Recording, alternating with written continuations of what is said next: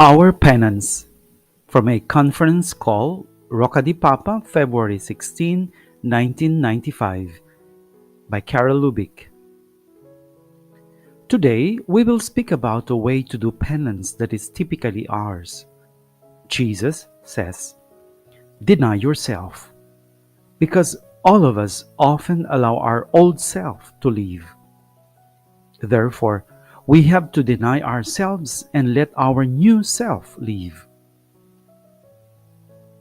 He adds, take up your cross.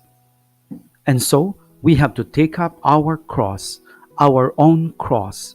Yes, because every person has his or her own cross, which is measured out by the love of God and placed on each one's shoulders. At the beginning of Christianity, God was asking Christians to carry a cross similar to that of Jesus, and this led to their joy at the idea of being martyrs. Later, towards the end of the persecutions, also consecrating one's life to God in virginity was looked upon as a form of martyrdom.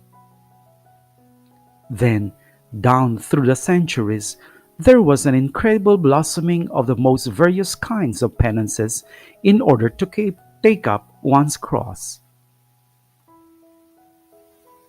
Then we come to our times, and in our case, to the contemplation of the most hidden, most mysterious, most terrible wound, that which is expressed in Jesus' cry of abandonment and reveals his infinite desolation in feeling forsaken not only by humankind but also by his Father.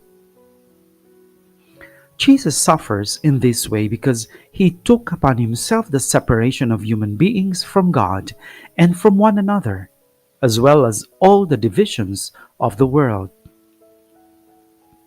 This is the cross. The charism of unity has indicated to us as being our very own. This is the cross we need to embrace, especially in all the painful circumstances of life. Where then can we find our typical particular cross? We find it in all those men and women who are not united with God or among themselves. Men and women with all their baggage of feeling abandoned. This is the specific cross that God asks us to carry. By placing this cross on our shoulders every day, we can be admitted to the ranks of those who follow Jesus. Otherwise, this adventure is closed to us. And the first brothers and sisters we should love in this way, in whom we need to recognize the face of Jesus forsaken, are those who are closest to us, those with whom we live. God is not asking us to suffer a cruel martyrdom. He is not asking us to scourge ourselves, wear a hair shirt, pray throughout the night, fast or sleep on the floor. Rather, He asks us to welcome with all our hearts every neighbor, all our neighbors, with their sufferings, sadness, trials, shortcomings, faults, and to do all we can to restore peace, trust, love, and ardor. Because while our brother or sister is the cause of divine joy for everyone, when there is unity, when they suffer, they are a burden for everyone. It's an encounter with Jesus crucified and forsaken, the one we are living for, the one to whom we have given our lives, the one we have chosen with preference and at times exclusively. To welcome Him, to carry His cross on our shoulders, is our way of loving Him. Who is the one we love the most? It is our most genuine expression of penance. However, in our movement, as we know, we do not find Jesus forsaken only in those with whom we live or in those who are close to us. In the work of Mary, we are called to take upon ourselves the burdens of many other brothers and sisters.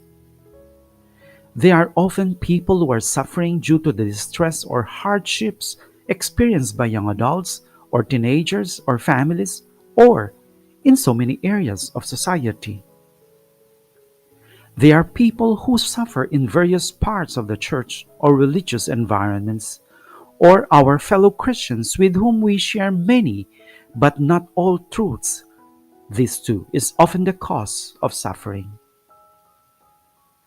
Jesus forsaken is there, waiting for us in their multiple needs, but above all, where there is a lack of harmony, concord, and unity, which is exactly what our charism can bring. We should not be frightened when we hear, perhaps through surveys, about the state of the church or the civil situation of the world we live in. We believe that God is with us and that if He indicates a goal to us, He has already prepared the weapons we can use.